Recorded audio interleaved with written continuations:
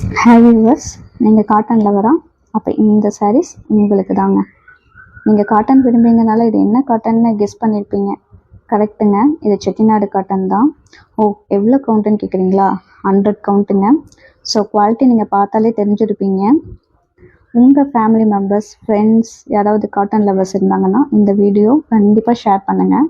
இந்த சாரீ 5.5 மீட்டர் லென்த்துங்க, without blouse. So ஒரு கான்ட்ராஸ்டான ப்ளவுஸ் போட்டு ஃப்ளீட் எடுத்து கட்டினீங்கன்னா எல்லா லேடிஸ்க்கானும் உங்கள் மேலே தாங்க இருக்கும்.